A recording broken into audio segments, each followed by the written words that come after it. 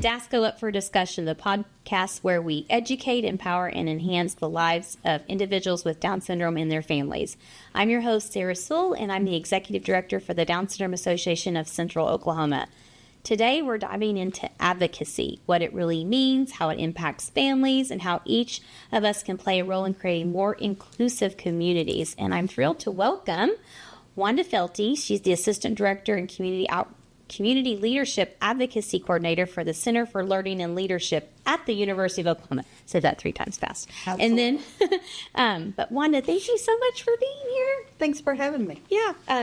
So before we get started, I want to let you all know we have our Down Syndrome Festival and 5K coming up. That's on September 26th at the Myriad Botanical Gardens. We hope you'll join us for a day of festival activities, and we have a 1-mile fun run, a 5K, and then we'll do our awareness walk, and we'll have vendor booths there, inflatables. We'll also have the bubble machine. Our self-advocates are going to be giving a talent show. So just a lot of fun activities, but that's September 26th.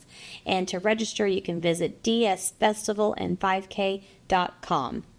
All right, Wanda, tell us about what you're doing, who you are, where you're at. Who I am? Well, my favorite is to say I am just a mom who had 3 children, and my middle daughter has been my lifelong educator. She's now 37, and so for 37 years, my daughter Kayla has been educating me. And so she was born with disabilities, and wasn't on my bucket list of what I'd want. Right. And I had a choice to decide, am I going to let this beat me down, or I'm going to try to make life the best that it can be? And that is honestly what I've done. And because of Kayla, everything I've done since she was born has made me on this great journey to not just advocacy for Kayla. At first, I thought that's what I'm supposed to do. Right. And come to find out, I quickly learned that it's not just about Kayla. Because you know what? I can advocate for Kayla and I can take care of what she needs. But at some point, I may not be around. And so it really is about the systems and the networks we build that will really have the lifelong impact, not only on Kayla, but all the Kaylas and the Johns and the Bobs in the world. Right. So tell us how that got started, because you have a very interesting story with Kayla. Yes. So when Kayla was born, I swear I was pregnant 10 months. And when she was born, they put her in the NICU for 5 days. And she was 9 pounds, 11 ounces. Oh, my gosh, big baby. In the NICU. And then she got okay and they sent us home. But it wasn't until at 3 months, I realized she wasn't using her eyes like she should. And so I took her to an eye doctor, kind of like Imord Express. Because eye doctors are eye doctors. Right. And so I found out that her nerves were small, but she was very nearsighted. So at 3 months old, I had a daughter in glasses. It was so cool. Well, at 6 months, I was like, okay, these glasses aren't working good enough. And so I took her to an ophthalmologist just for children. And she was like, oh, those glasses won't really help her. Her optic nerve didn't form when you were pregnant. And so then they sent us to the hospital, did a bunch of tests, and then we found out the middle part of her brain didn't form completely. Oh, wow. And what was interesting is after the doctor told us that she was blind and there could be other things. Before Kayla was born, I did go to college, did not finish college, but I went to college and majored in deaf and special education. Wow.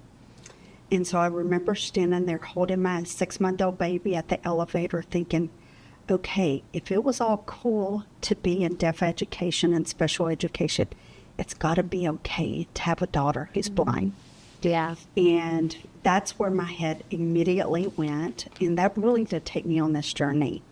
And I moved to Oklahoma when she was a year old, lived in a very rural part of Oklahoma. And so I had to learn the whole system in Oklahoma. And so we have been here for 36 years now, so I guess I'm an Okie. Yeah. And you started out in Poto?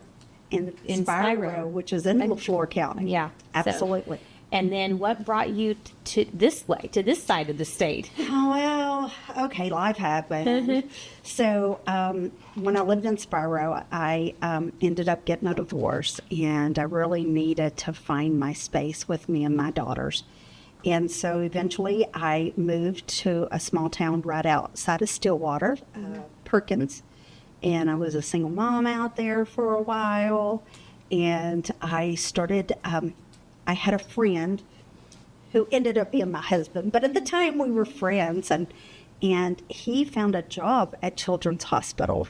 Wow. And he said, "This is perfect for you." And I was like, "Oh, I don't have a degree." And he was like, "It says if you've experienced the NICU." I was like, okay. And so I applied, and I just knew they were not going to hire me. And I had 3 interviews, and they hired me. So I ended up at Children's Hospital as a family advocate in the NICU for 7 years.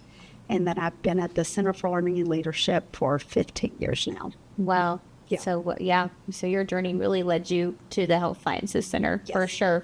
Yes. And I'm a mentor with the Lind Institute, which I've done that for several years. But talk a little bit about that program and how that got started. So Lind is a federal program that works on preparing professionals who are going to work for children who have disabilities. Inside that, it's a leadership training. It's a graduate level course, and they have students or trainees from multiple disciplines: OT, PT, speech, audiology, nutrition, social work, psychology, psychiatry, medical. Yeah. Even research. But what's really unique about Lind is inside each one of those disciplines, we believe that family is its own discipline. When we're talking interdisciplinary medical team process, the family brings their own expertise to that, and the person with the disability as well. So in this learning cohort, we have a self-advocate at the table learning with them, who also has a faculty. And we have a family, at least one family member with a faculty that is their faculty mentor. And I was the first Oklahoma trainee in the family discipline, and now I am also the family. So how many people have kind of been through the program in all the years? About 3, in the long-term training. So each student has to complete at least 300 hours of education. And we have close to 300 of that one. Then we have medium-term trainees, which is up to 40 hours a year. So that number is huge. And then we have short-term, which those are thousands. Wow. So how long has that program been going on? I think it's now at 25 years, something like that. I had no idea. I mean, I didn't know about it till I started working here, but just being a part of it, I've learned so much from those that are in those interdisciplinary studies. I mean, I think this year I met with a young man who's going to be a neurologist. Yes. I think he paired us up. Yes, I did. So that was actually residents. Yes. So those are pediatric residents. So they created a new component where they want to get them connected to community members. So I paired them with family leaders who have taken their lived experience to bring it into some kind of impact to the greater community. And that was a meeting with you. And I have debriefed with all of them. Oh. And you, and the work you're doing here has really impressed him. And he plans on staying connected. Good. And really love to work with people with Down syndrome and really thinking about quality of life. I love that because I wouldn't be able to make those connections had it not been for you and that program. So we are so fortunate for that. But Wanda, tell us a little bit about advocacy and what that means to you, and especially for people with disabilities, because I love how you kind of talk about going to DC and really what advocacy means on that level and those shared experiences. So advocacy at first I always thought it was a fight. And advocacy was this fight, this push and pull. And really I had to grow up and I realized it's really not about that. If you think about all the people who are in the profession of something around disability, they're in it to do good. they only know what they know. Yeah. What they've been taught, what they were trained. We know what we know by our family member. And I quickly had to learn that advocacy is really a partnership. I need their information as much as they need mine. They may not even know they need mine because how long did I not know I needed theirs? And so advocacy really is that partnership, the skill of understanding the majority of people. Even if they create something that didn't work right, their intentions were to do something right. So how can we partner with them? Yeah. How can we help them? And again, if you've never had a family member with a disability, all you know is what you've seen or heard. Past. Maybe in school you had a peer that had a disability. That is the level of understanding. It's our job, what those of us with lived experience and people with disability absolutely have to come in and say, listen, not only this is our quality of life, but this is where we as a community have to support each other. And it's not just the individual with disability, just their family. This is really a community. But how are they supposed to know it? Right. I mean, if you think about the numbers of people, so you think about all society, all people, about 27% will eventually have a disability in their life. Okay, that's you might pass 1 in 4 people and they may have a disability, but that's that big disability. It can be anything from an acquired or aging disability. But when you narrow that down to developmental disability, we're talking about 12%. So when you're passing 20 people in the road, like one of those may have a developmental disability, and you may not be able to see it. So you walk past them and never think anything. And then when you think about intellectual disability, that percentage is about 7% of the whole population. So 100 people walk by you, you get 7 of those might have a disability, an intellectual disability. So how are they supposed to know how to make the system work for that population when they don't even have dinner with people with intellectual disability? It's not their fault. Right. They should know. They just haven't had that experience. It's our job as advocacy to not just portray the bad stuff, the hard stuff, but the real stuff. I am proud of what Kayla has taught me, and I am proud of what Kayla has learned. But if you brought a stranger into my house, they would say, oh, because she has a lot of disabilities. And it's like, oh, no, let me tell you, she can now tell me, and she is nonverbal, that she wants dessert, that she wants to go somewhere. She can tell me that and still not use spoken words. That's power to me. Yeah, that kind of relates to our communication conference that we just had. Absolutely. So learning how how individuals communicate without even verbal instruction. And, you know, we all talk in different ways, with our hands, with our eyes, with our emotions. With our face. Yeah. You know? Yeah, all those things. But yeah, I think those are so important to understand, especially, you know, individuals that have intellectual disabilities. But yeah, but Wanda, I just have to thank you because you were really instrumental in helping all of our families get the waiver. Can you kind of talk through that whole lengthy process? Because the wait list was at least 14, 15 years to my knowledge. And then they funded it a little bit. Then they fully funded it a couple of years ago. But you were really helpful in advocating for that. So when we lived in Spiro, Kayla was on the waiting list. And I didn't. Did anybody tell you what it was? Nope. They said, get on this list. They said I needed This list. And I didn't know what it was, but I knew I needed help. Yeah. Kayla was my middle daughter. I had a teenage daughter. Go ahead. Yeah. Put into that what it is, teenage daughter. I also had a baby. I had Kayla. And my husband at the time, he was also being diagnosed with Parkinson's. I knew I was hitting my limit of managing Everybody's care. Family. Yeah. And I remember I called a lot of people, and somebody told me I needed on this. There was a waiting list, but I didn't think anybody knew about it, and I didn't think anybody cared about it. I thought I was the only person in Leflore County that had a child with a disability. And I wasn't. Right. I didn't know. And so eventually Kayla came off the waiting list, and like I said, I moved out of Spiro, moved to Perkins, then now I live in central Oklahoma, work in Oklahoma City. And when I moved, I found out that there was this waiting list meeting for people who were on the waiting list. And the director of DHS actually was at this meeting. Wow. So I went to this meeting, and I'm sitting there, and the director, who was Howard Hendrick at that time, I thought, oh my gosh, this is a big wig. Yeah.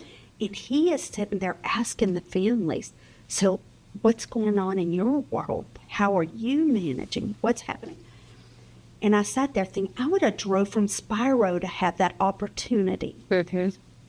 And so in that meeting, it started by a mom who really wanted to give a voice to the people on the waiting list. She had a daughter with a disability. And so it started within 6 months when Howard Hendrick became the director. And that meeting is still going on today. Really? Yeah. And that's where that opportunity for awareness, when we started going to the Capitol to talk about the waiting list, we quickly learned that the legislators thought they were waiting to put your loved one in an institution. I was like, no, we're So they waiting. didn't even understand what the list was They for. did not. They had no idea. And at that point, Wow. that waiting list was probably 4 or 5 years long, probably had 2,000-3,000 people on it. They thought they were waiting for an institution. And at the time, we were moving away from institutions Right. and trying to say that is not the way you support people with disabilities. So it confused the legislators. Why are y'all trying to shut them and you've got a waiting list?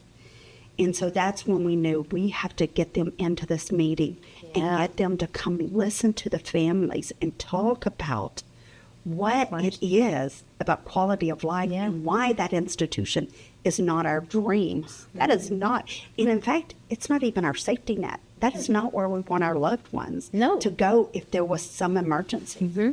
But as long as it was there, that was the safety net. But really, the waiver is designed. We're not putting them in an institution. It's the complete opposite because it's a community waiver for. So that's exactly what a waiver is. Mm-hmm. For the longest, I thought waiver. Wave, hand wave, yeah. A waiver.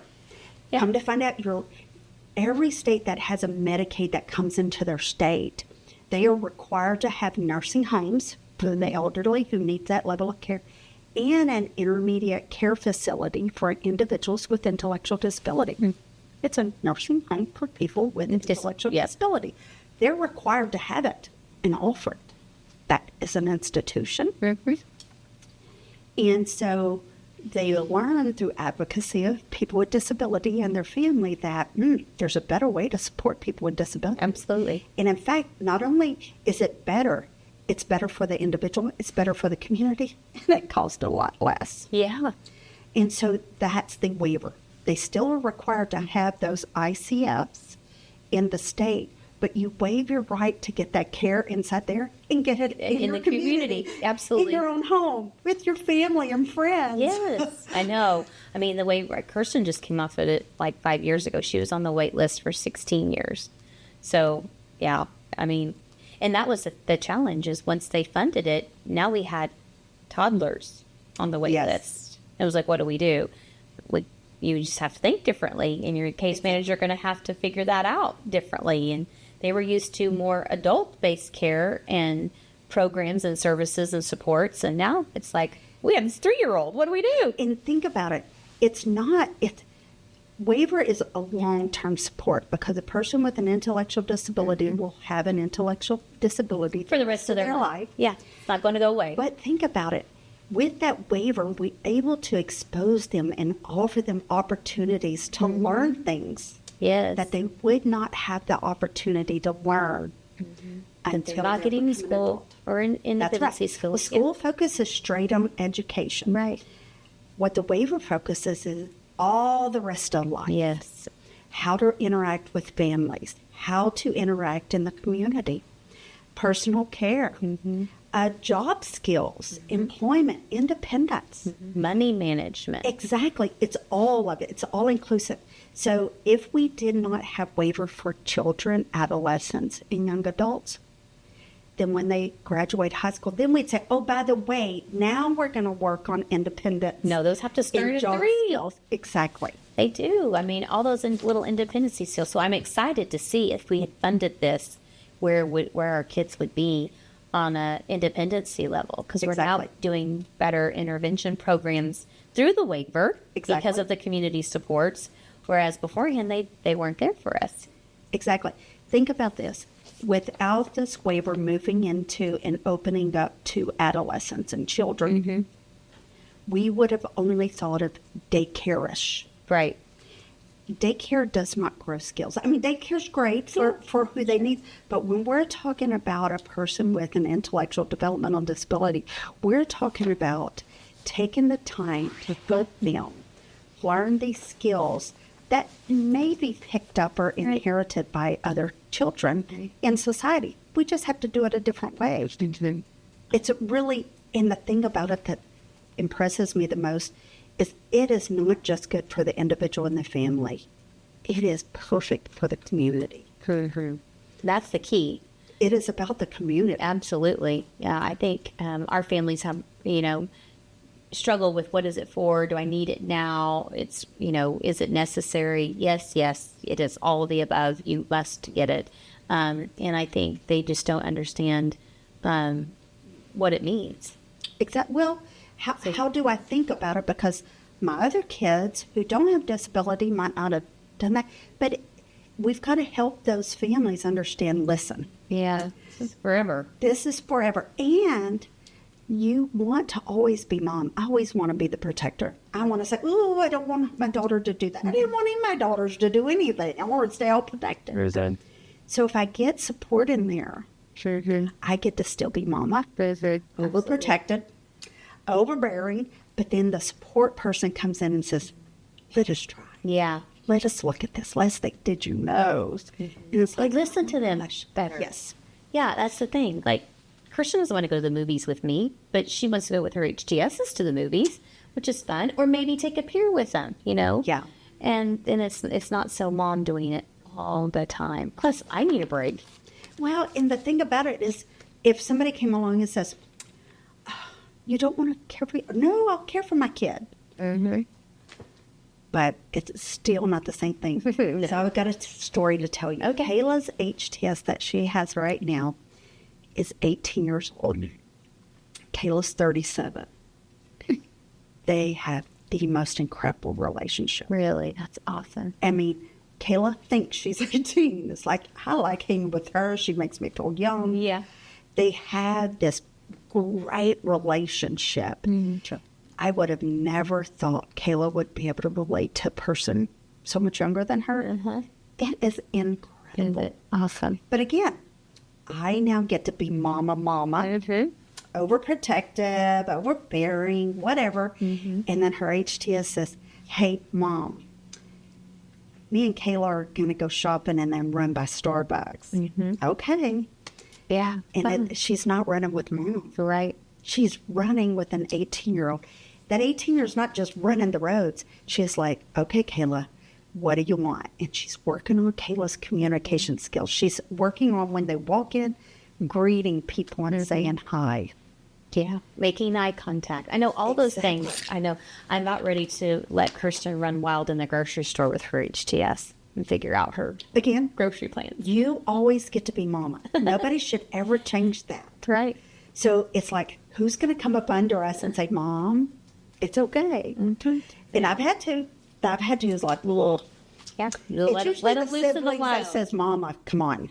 It's Kayla's siblings that kind of tricks me too. Well, I'm going to shift gears for a minute because you have such a good information about guardianship and power of attorney that I'd like you to share with our listener, because we get so many phone calls here. Which one do I do? Do I have to have it? Do I not?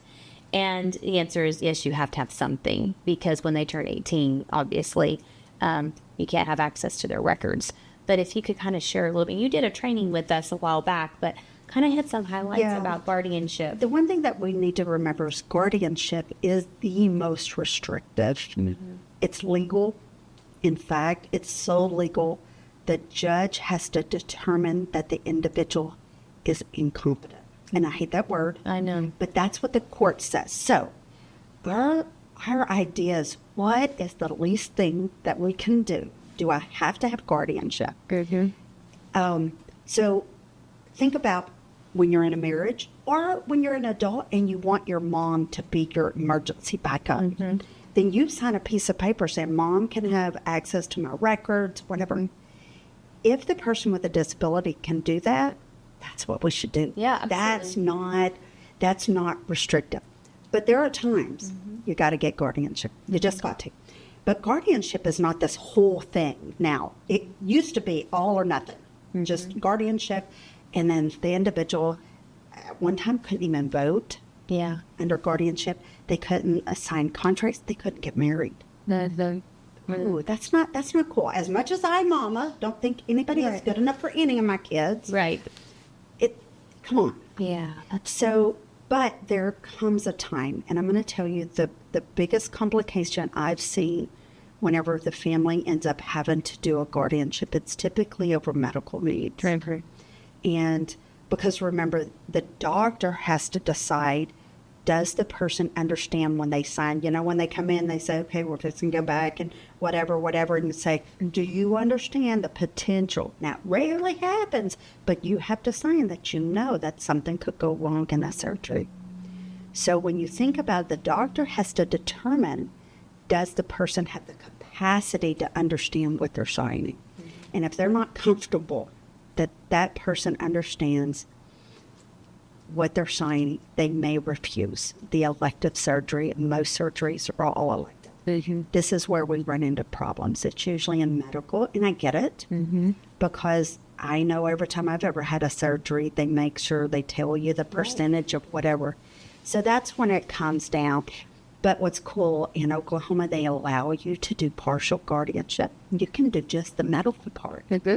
If that's all, let's say that somebody already helps them manage their money, they decide, but that medical, just in case a doctor is concerned that they may not have the capacity to consent to the surgery, you can do that. You can just do the money part. And then they have all the other rights as an independent person.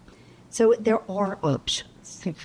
But who just gets to determine those? The judge? You petition the judge for what you want. And it's not like, hey, my child has a low IQ, so I need guardianship. The judge has to determine. IQ does not really determine, do they have capacity to make decisions? Are they competent to make decisions? And so the judge will do this. The judge will talk to the individuals. And say, do you want it? And they may say no, but it's not just a one and done. The judge has to determine, do they have the capacity or competency to make decisions? And so I ended up in a pickle with Kayla. I was not going to do guardianship. And Kayla has pretty significant disabilities, but after she turned 18, I realized I couldn't move her from a pediatrician through our insurance to a regular doctor, an adult doctor. And so I ended up having to do guardianship just so I can move her doctor on our insurance. So it was pretty interesting. We did. I like a limited guardianship for Kirsten. She can still vote, but we did go in front. And it's different for every county, though. Oklahoma guardianship is seated in the county. And some counties they have a packet. You can do it yourself without an attorney. And some will not allow you to do that. So they just go to the court clerk's office to request a packet and for information. If they have a packet, or if they're required to hire an attorney. It is not cheap. Yeah, no, it's not. And the thing about it is, once they're an adult, the court will require any interested person to be notified. So that's all adult siblings, because they have the right to say, no, Mom should not do that, or Dad shouldn't, or great uncle that's never met the person. And if it's a blended family where there's two parents that live separately, even if they live in another state, they have to give notice to the other parent, because that other parent has the right to say, I don't know if that's a good choice, or yeah, that's a good choice. She's been doing it these years. So yeah, I know it can get complicated. We get so many questions, and everybody's situation is so different, especially when you get to where, if it's a single parent or but like you said, parents live in different states. Yeah. It does become an issue. But you got to have something to have their medical consent, and also for financial. But one of the things that I hear from parents is, like, my child's still in school and they're turning 18, and the school is telling me I won't have access to their school records. If your child can consent, no, my mom can get my medical records. She can talk on my behalf. Let me sign something. Right. That's all you need. You don't have to have guardianship for the person who owns the records, which is the now 18-year-old. They can say, Mom can have it. It's just that medical portion. I got kicked out of Kirsten's portal at 18. Yeah. And it's, again, when you think about what the doctor is doing, that's really what it is all about. And then we've got the HIPAA thing on top of that. Oh, yeah. So, yeah. Even with insurance companies, too, they've asked for it. They start questioning it because she's 18 and I can't talk about her medical conditions. I'm not, ma'am, I can't without her consent. Yeah, I loved your when you tell the story about Kayla and they needed to sign or consent for something, you're like, well, she's blind. And she doesn't talk. So what would you like for me to do? And I did. So that was when I was trying to get her moved from a pediatrician to an adult doctor. And I said, okay, she can sign something. And Kayla, the way she signs is she holds her pen like this. You go, and you say her name, Kayla. And she puts her pen down. She knows how. And then we usually stamp her signature on top of it. And then Then I had a person, non-family member witness it, and I sent it in to him. So I called him 2 weeks later, said, did you get that with our witness? Yeah, we sent it to legal. We're not sure that's a signature. Yeah. So I tried. Yeah, I know. Hey, it doesn't hurt to try, but yeah. But I want to ask you about the community guide and how families can use that. Absolutely. So one of the publications that comes out of our office is a guide to community services in Oklahoma, and it is the best guide. Yes, we have it on our web. It's linked to our website. It phenomenal. Has information about state services, right? But it also has non-state services, and it's statewide. One of my favorite parts in that whole guide, because I moved from Texas to Oklahoma when Kayla was a year old, is page 1, and it's a timeline. What a person can qualify for, what they age out of by their age, all the way up to adulthood. And it's got this timeline on the top. I would have loved that. Yeah, it's so great. And then it will give you an idea, and then it tells you what page number to learn more. On that page number, you go to it, then it sends you to the website to learn more, to apply for the program. It is inclusive of everything. It's even inclusive on supports that can help parents. So like the Medicaid expansion is listed in there. While our children may qualify through one of the other programs because they have a disability, we want to make sure that parents also have good help and support, which is also access to health care. So was that something you had to create when you started it? I did not start it. I was actually working at the NICU. Okay. Melissa Miller, who is now the Medicaid director in Oklahoma, she worked at the Center for Learning and Leadership, and that was one of her projects. Wow. And she started out just meeting with people, and she was a social work student, and then she graduated and started working there, and she had this big chart with every program, and then she would talk to the programs. Then she would go to meet the families and say, this is what I've heard. This is what's available. How can I help you understand this in a short section? So she didn't create this by herself. She partnered with professionals and family members to create this guide. And it's probably in its 8th or 9th version because Every link in every program changes or advances, so we update it. Everything, if you have access to the PDF on our website, every time we update it, it's that same link. Nice. So you will always have updated information. That's good to know. We put that in our new parent packets. I love it. So that they at least can take their time and start wherever they're at. It's overwhelming. It is. But having to deal with the disability is overwhelming. Exactly. If you start with that timeline and say, my child is 6 months old, what could they qualify for? You just start there and go to that page number. I love that resource. Yeah, I've used it several times with many of our families, or just reference for me myself. And I think the biggest takeaway from that is it's always there. It's something that's always accessible to us. You don't have to go and try to find it anywhere. And right. It's actually linked to our website, so I'll have a link it to here so that everybody can take a look at it there. But we've talked a little bit about advocating and people with disabilities. So how do you help them find their voice as a self-advocate? So, really it is about honoring their lived experience. And it's about asking and talking and listening. So we partner with as many people as we can. And so I may be at the table and I may look around and have a bunch of business people or professionals and have a few families and going, where are the young adults with disabilities at this table? Again, I will always be mom. And I am mom who is supporting a 37-year-old daughter in the home. But I still can't bring Kayla's whole perspective. So while Kayla may not have the capacity or the ability to bring her voice, we need to invite a person with a disability to bring that voice. So if we've got a few people with disabilities, then at least whatever is being impacted will have that lived experience. The family piece is very important, but that lived experience, that knowledge and skill that only a person who lives with it can know and explain. But if you don't have the right support, they still can't sit at the table. Yeah. You can't just invite them. Supports are so important. Yes.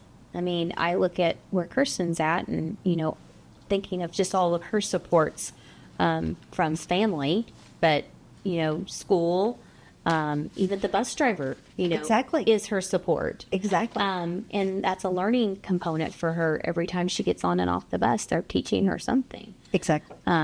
And I think too, we have some self-advocates that don't need any training in this, but our younger ones, we've got to let them start figuring out, what is it that I want to do? Where's my place in society, and how can I be successful? And I know we talk a lot about that through some of our programs and initiatives, but I think the main thing is following up with something more meaningful. But I know you do a kind of a session to talk about connecting with lawmakers. Any tidbits you want to share about how we can make that connection happen? I'm going to tell you right now is the perfect time. Remember, people that are have raised their hand that they want to run for public office. They're doing it because they've got something in their heart. Yeah. Whether you understand it, it could be it could be roads and bridges. I don't know. It could be anything. It's your job as one of their potential constituents to help them understand your life. So right now. Yeah, it's election season. The session is over now. Everybody's out knocking doors. Pull up everybody that's running in your area. As in the primary, invite every one of them to come to your home and meet your family. Oh, wow. Invite them. Because this is the time. You might have 7 on the Republican ticket. Invite them all. I've done this. Wow. And they will come. I only had 1 out of 8. One didn't feel comfortable. It's like, whatever. I'll meet you at Panera Bread. Yeah. But I want them to come in. I want them to see how we communicate. And Kayla communicates with us. I want them to see whenever you get an email from Wanda Felty, this is who you're getting it from. So now is the time for your families to start inviting them to their house to meet them, to any of your events. You've got the thing coming up in September. Yeah. every one of those candidates should be there. Yeah. But they need to be invited by somebody in their community. Mm-hmm. And say, come, walk with us. Yeah. Come support one of your constituents, my child. They will come. Think about it. If there's 7 on a primary and only one's going to make it into the election, you've just educated 6 more people. Right. That you would not have had access to had they not ran. Mm-hmm. Use it to teach them. Because when we talk about those Medicaid waivers, yes, they know it's not about an institution. They now have a family to identify and the person. Yeah. Absolutely. So when we say, whether they're an elected official or not, but when we're advocating in our community that we need this, and here's how come, you've got somebody that totally gets it. All 6 of those people who took the time to meet you. They may have done it because they were running for office. But that seed you planted will live beyond whatever their job is. I do believe that. I think that's true. What about your work that you do on a daily basis? Tell me what a typical day is for Wanda Felty in the office. Gracious. I got to tell you, so what our job is to do is to build capacity as it relates to people with developmental disability and their families. And we do that by offering any kind of, we call them training, but it's webinar presentations. Right. It is over anything. So as the state was going to eliminate that waiting list, right, we realized there were so many people on the waiting list had no idea. I wanted them to start thinking about it. I want people to control their life and their world and their vision. So Roseanne Duplon, who works at the Disability, they changed their name, Disability Rights Oklahoma, she and I, we created a 5-part series to, number 1, what is a waiver? Number 2, how do you plan for it? How do you start thinking about it? Because you've been waiting for years. Second is, what are some of the options once your child gets on the waiting list? Number 2, don't just think about when they're a kid. Think about the rest of their life. What are some things you need to think about? And the last one is, the driver of every Medicaid waiver is that individual friend. How do you write it where it's powerful enough that gives your loved one all the options they need to have a good life? That's it. We build that capacity by offering these trainings. And those trainings are really good. I've sat in on several of them. And listener, if you haven't, we'll put a link up so you can be a part of Wanda's webinars because they're really good. So between that and the ABLE program, thinking about what an ABLE a savings spending account, it's not even a savings account. Right. How can we use that to help a person have a better life? And that's what it's all about. And save above their $2,000 for Social Security. And then really think about it. When I grow up, I want. Person wants a go-kart. Again, all it's got to do is improve independence, their health, or their quality of life. Well, and she wants to travel.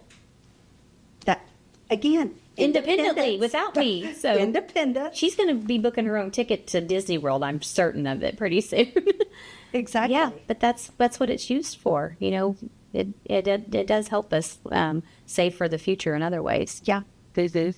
And the other thing we also do is work with any students who are going to be professionals.